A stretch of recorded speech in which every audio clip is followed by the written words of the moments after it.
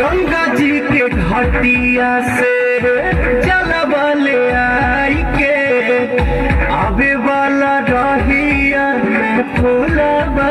बिछाई के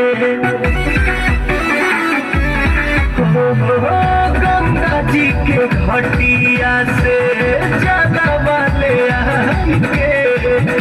आवे वाला रहिया में फूलवा बिछाई के हथवा के जोरी पिया हो रहिया गोरी पिया हो आसन डसौनी लाले गंगना मंगोनी हो